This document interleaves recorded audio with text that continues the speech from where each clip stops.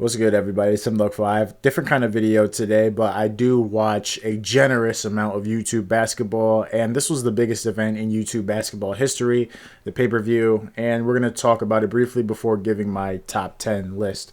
So first off, you had Zay versus Tay, and this is after the production was experiencing some technical difficulties. You know what I mean? The site crashed multiple times. Everybody was mad, but you know they put it on YouTube. They did the right thing. So I only have like half the game to go off of. From what I did see, Tay was putting up a decent fight. You know, he's a very dominant player, and whenever he went downhill, he was sort of challenged with Tay being a good defender and all. So I liked what I saw from Tay. But then when the production switched from TNCLeague.com to YouTube, Zay kind of went crazy, and I was getting scared. I think he hit 4 threes back to back, and I was like, oh no, it's getting dark for Tay. But I am proud of Tay because he fought back and made it a lot more respectable than what I thought it was going to be. I knew Tay was going to lose, unfortunately. I had Zay winning, and Zay did win, but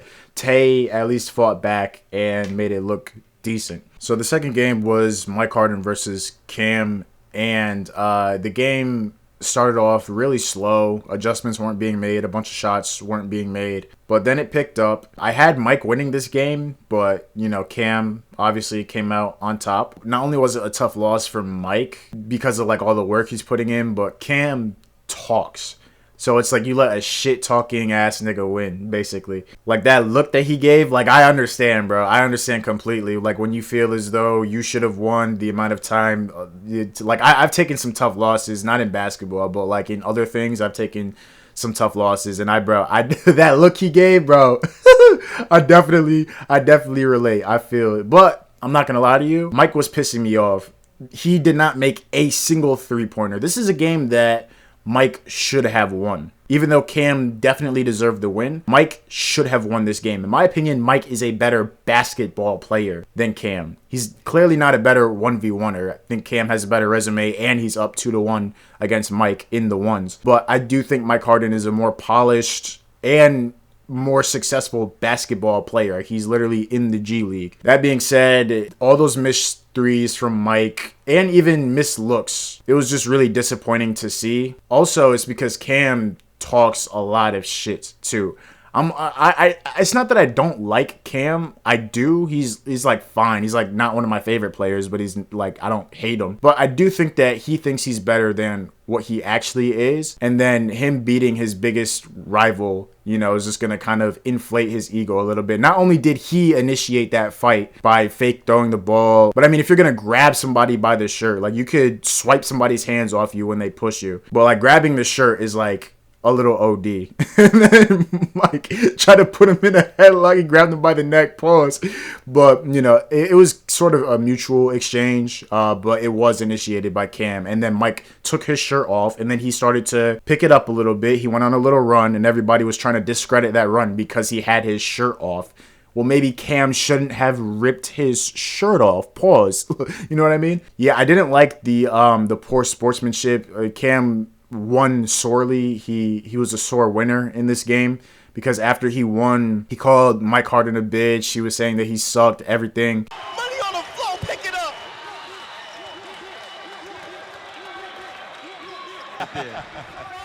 Coming up next, who we salute. And it's like, I'm not gonna lie to you, like, not to discredit the win, but to be completely honest with you, this is the worst I've seen Mike in like a 1v1 of this caliber. Besides against Uncle Skoob, maybe Hezzy God. Like, this is the worst I've seen Mike play. Like, he hit no threes. And we know that Mike Harden is much more capable than what he displayed in the pay-per-view. He almost beat ISO Tay, who is certainly a better 1v1er than Cam. And he also beat J Smooth. J Smooth, in terms of individual skill, is, in my opinion, better than Frank Nitty. And Mike Harden beat him in a 1v1. J Smooth beat Uncle Skoob in a 1v1. Who was your toughest opponent? Toughest opponent? J Smooth. Cam only won by 5 points. And he was incredibly disrespectful after that win. Like, I get that it's a huge rivalry, but I mean, you got to show some humility. You know what I mean? Especially if you only won by 5 when your opponent was playing, let's be real, terribly. Mike deserved to lose that game, even though I had Mike winning. But yeah, I think Mike just needs to go back to the drawing board or stick to 5s, because he's a good 5s player, incredibly successful 5 and team settings player. But in the 1s, it's just not looking good. Nesco versus Moon. I don't have too much to say about this game other than the fact that Nesco 100% sold the bag. I mean, he was up so much, and rightfully so. Moon wasn't really playing correctly. He was throwing up questionable shots, but then he came back. He found his groove. But there's no reason why you're up 24 to, I think it was either 24 to 9 or 24 to 11.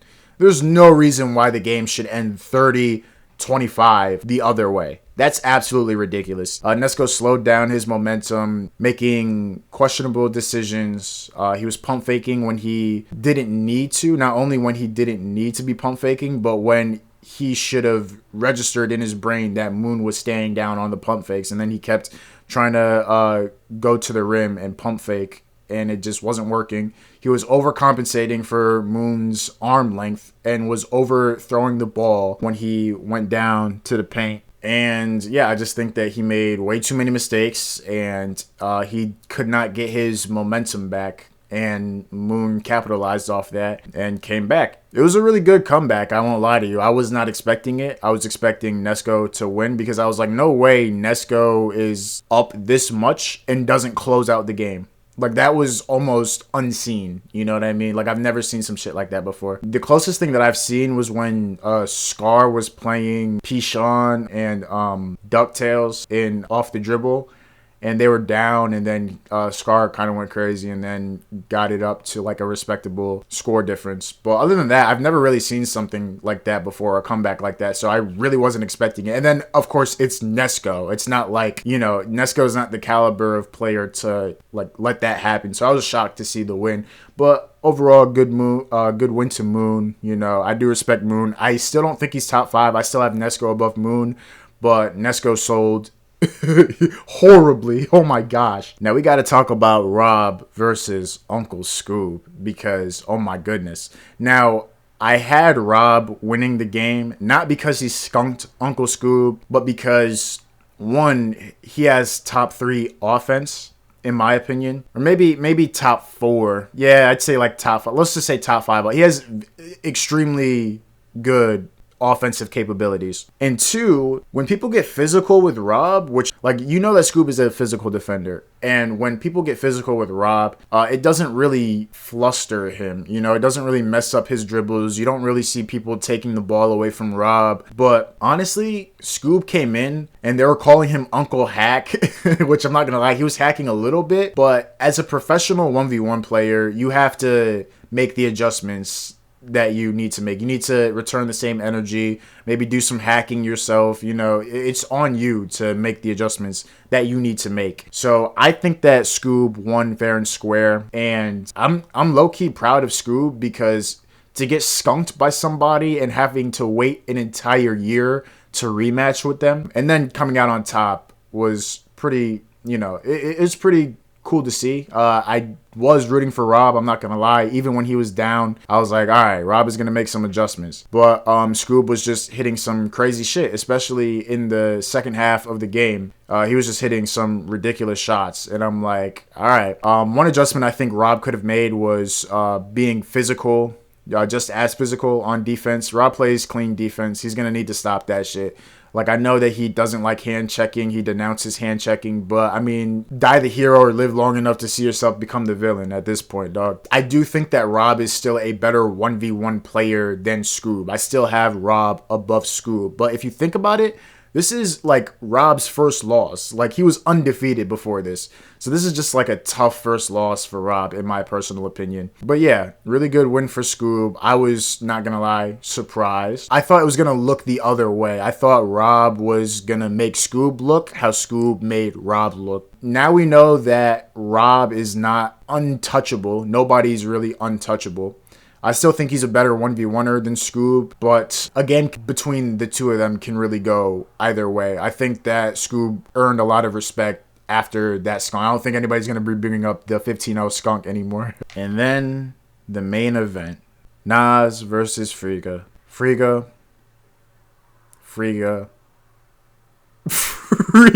What happened? What happened? I mean, I can tell you what happened.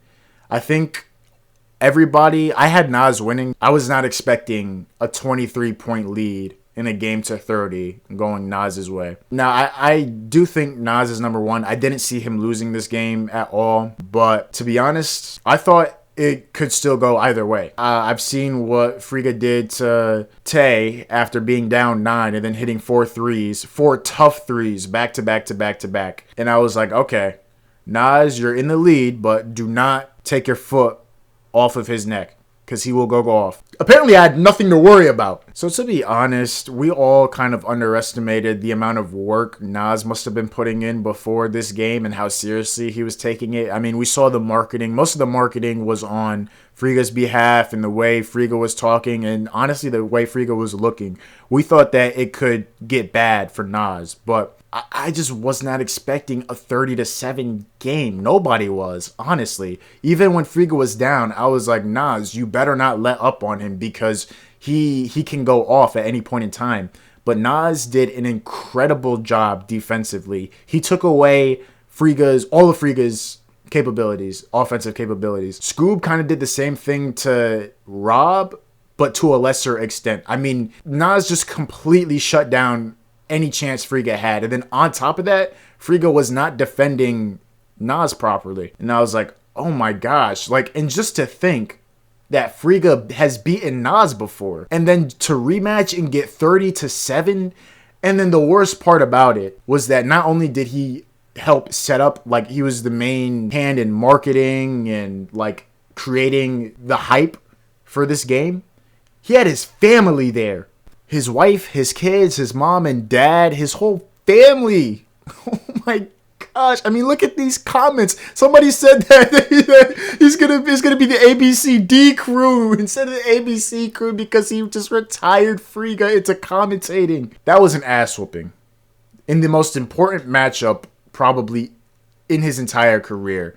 30-7, not 17, 7.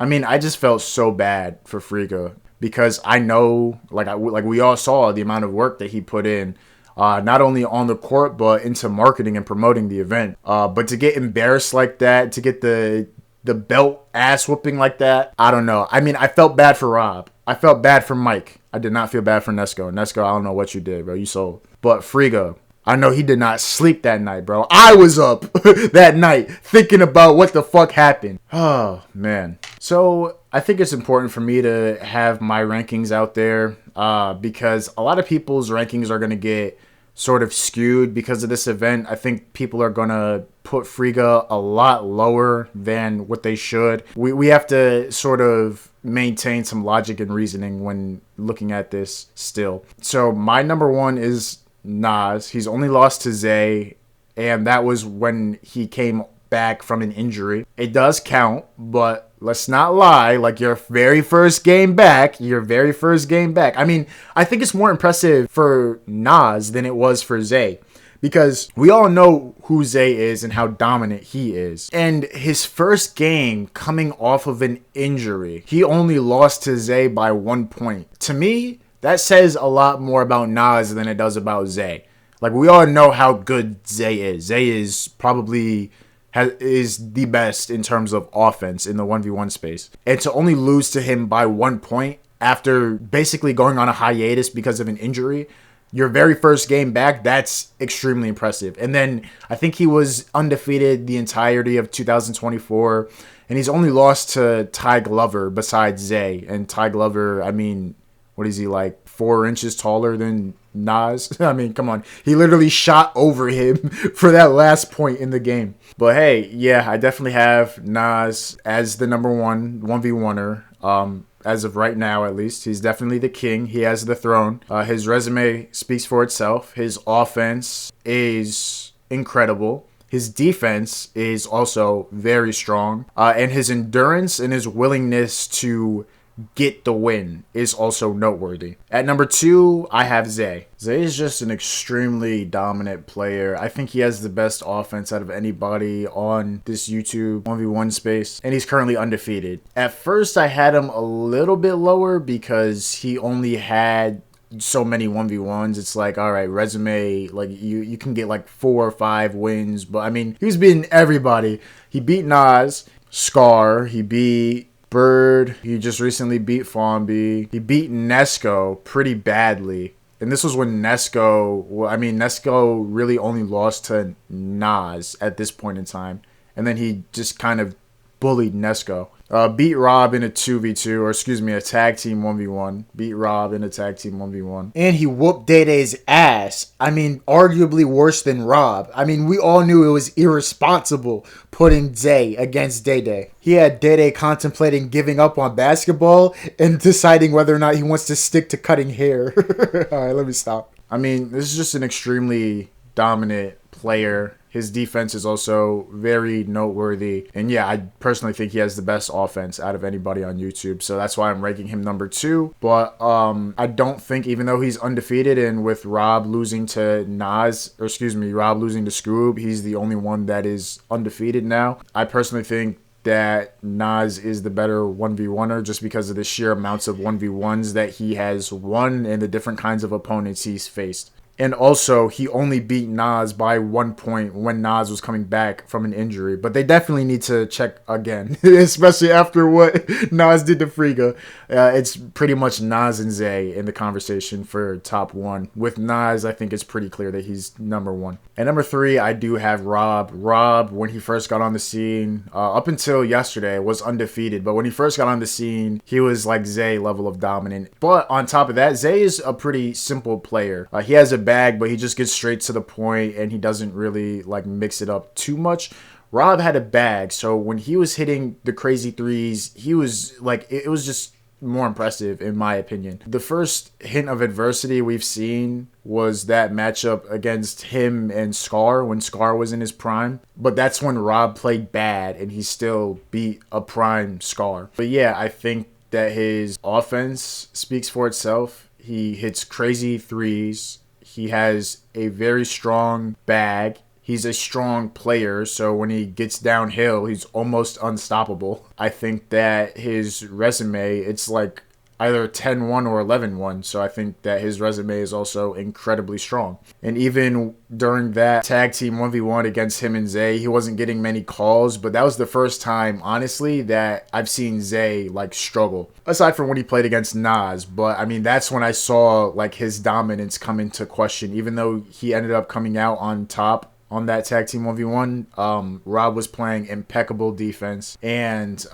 was doing pretty good on offense. The only thing I will say about Rob and why he's not higher up on the list is because his offense is very inconsistent. He can shoot like 3 threes, 4 threes in a row 1 minute, and then the next minute he'll like hit the back of the rim on the threes, and we'll go for like 0 for 4 like the next minute. You know, it's just not his crazy offense isn't there all the time, you know what I mean? And then also he plays clean defense, and that didn't really work. We saw that yesterday against Skoob, and I just think that he needs to make some defensive adjustments, which is kind of crazy to say because he plays extremely good defense, but he needs to adjust in the 1v1 space. I think yesterday showed that, highlighted that, but I still have him top 3. At number 4, I have the Grandmaster, Uncle Skoob. Even though he did beat Rob just yesterday, you might be like, oh, does that make Skoob above Rob? No. I think that Skoob has a really good resume, but I've also seen him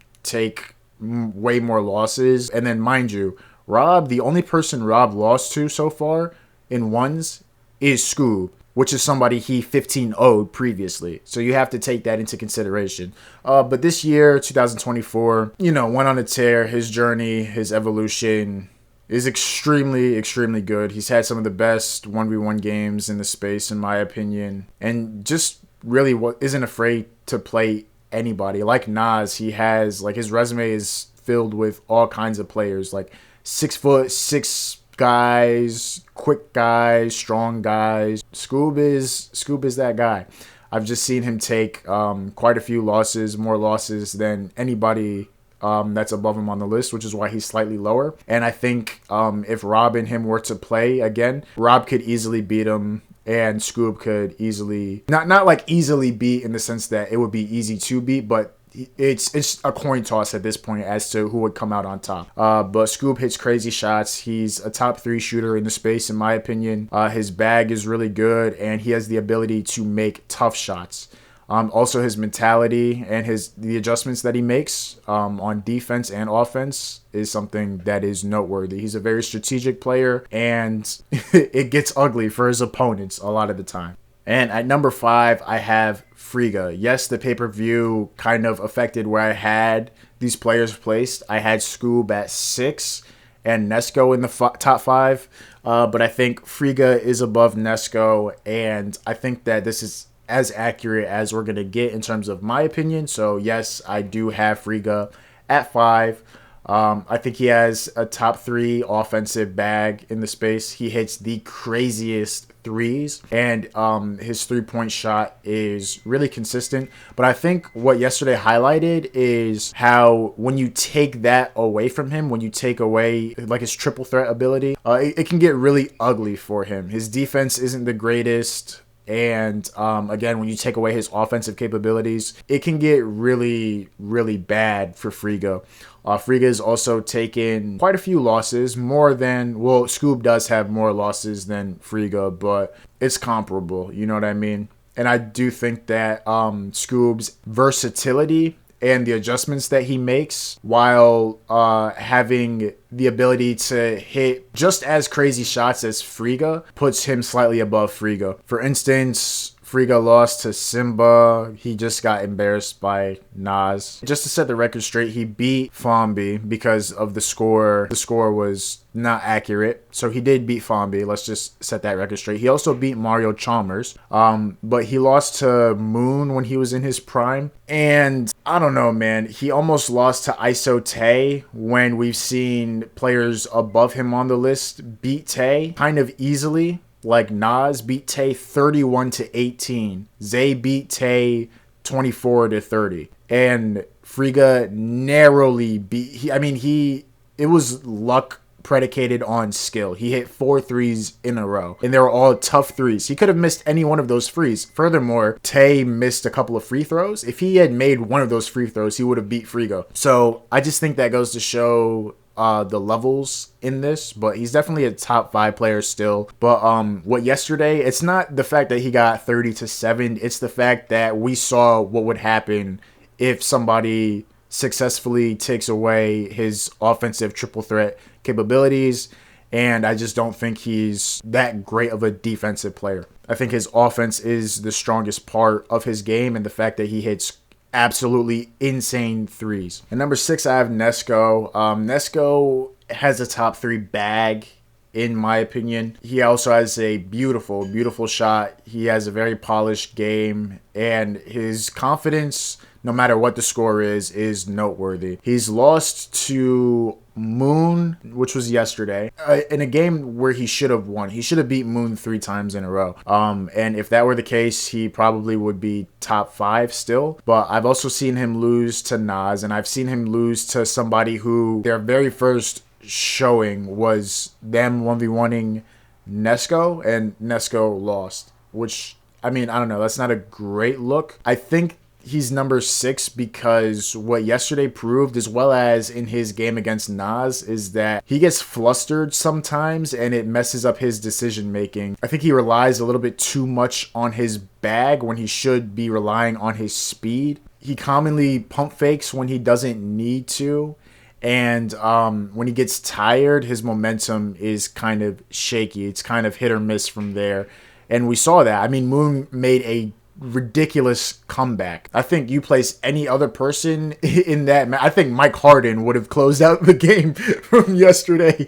But oh my gosh, man. Nesco has a great resume. The perception of Zay now was the perception of Nesco when he was first getting on to the scene early to mid 2024. He was undefeated until he played Nas. He was undefeated and was killing all of our favorite stars in the space. So, I mean, that's something that was noteworthy. He beat Uncle Skoob multiple times. And I would place him above Uncle Skoob. I would place him, but I think Skoob hits crazier shots. I think Skoob makes better defensive adjustments. And I just think that his decision making is a little bit better than Nesco's, which is why I have him above Nesco and Nesco at 6. But honestly, the top 6 is the top 5. You know what I'm saying? Like, they're all, like, within the same range, with Nas and Zay being, like, in another tier entirely. But the top 5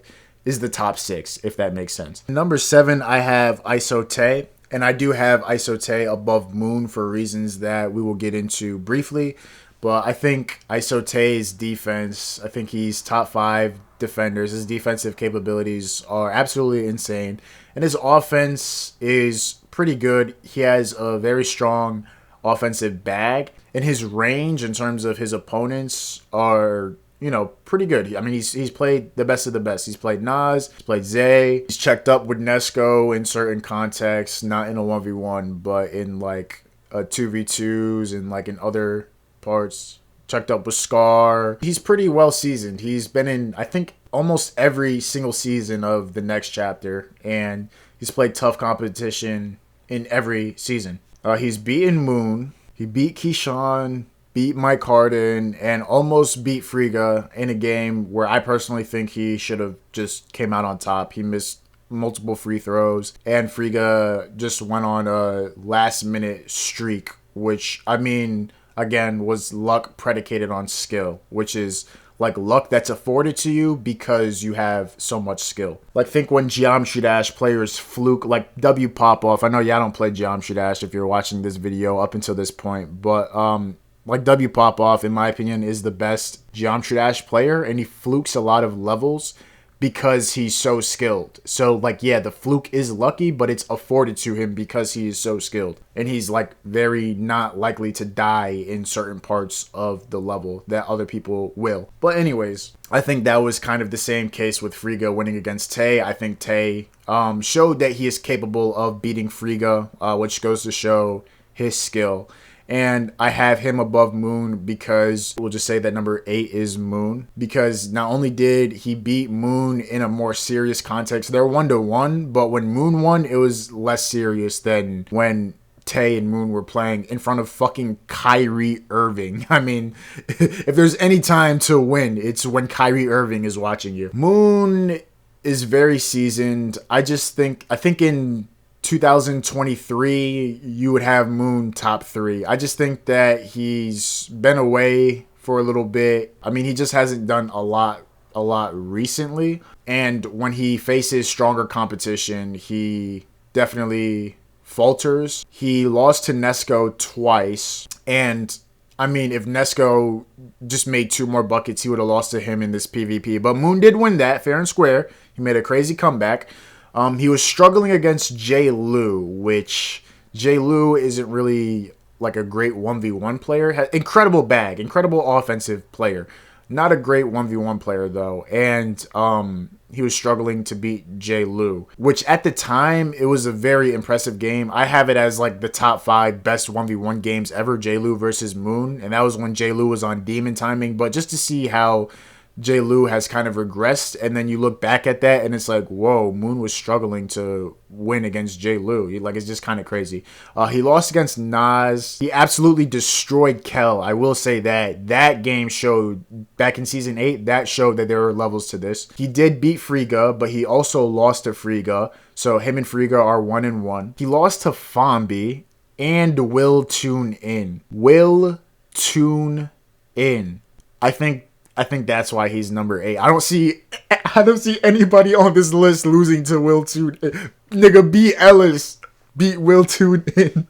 At number 9, I have Fombi. And I'm not going to lie, in 2023, I was struggling to find matchups where Fombi would lose. Fombi was a pretty dominant player. The only time I've seen him lose was against Draco, which Draco is a terrible 1v1 player, but again, is like 5 inches taller than Fombi. And he lost against Nas and the narrative was that he beat Friga. He didn't actually beat Friga, but like that's the narrative. So I mean, that's also incredible. Like, that's a very, very good win. He beat Moon when Moon was top 3, in my opinion. Back in 2023, Moon was the 1v1 assassin. Yeah, that's what scared me, honestly. That's what had me looking. I was like, all right, I got to find a game where Fonby lost. But yeah, Fonby has a pretty good resume. He's had a couple of hard losses, but then a couple of really good wins, like against Moon, but then he lost against Nesco, he lost against Nas. It's like really the higher echelon of 1v1 players he'll lose against, but then anybody else he can, I wouldn't say easily, but I mean, Fonby is definitely one of them. And then at number 10, I have Kel. Even though he hasn't really done much, he's been a sideline. He's just been like a presence. He hasn't really been actually putting in any 1v1 work throughout the later half of 2024. And ever since season 9 of the next chapter, he hasn't really done anything. I believe he had an injury, and he still hasn't done really anything yet. I need to see him in season 2 of chapter 2 of the next chapter, though. I was thinking about putting like BJ, or like some people might say Latin, or Keyshawn, or anybody as 10, Scar maybe, but I've seen Kel beat Scar in like a tag team 1v1. I think he had, when he 1v1 Scar in Frigmas of 23, I think that he wasn't really playing well, and Scar did not win by a wide margin anyways, and that was when Scar was in his prime. So I do think that Kel is above Scar, especially because in 2024, let's be real, Scar was on his BL-ish shit. I mean, I don't know what was going on with Scar. And Scar makes questionable decisions, but I think Kel's resume is pretty extensive, definitely extensive enough to be put at number 10 on the list. He also has pretty strong offense. Went at it with Rob. Was the only one to really not get embarrassed by Rob when Rob was undefeated, or when he was on his tear. But Kel was the only one to really like put up a great fight. He beat Uncle Skoob twice. He beat Cam. He has a really good resume. So I am putting him at our number 10 spot. Anyways, the video is kind of long. Sorry about that. Hopefully you guys enjoyed, and I'll catch you guys on the next one.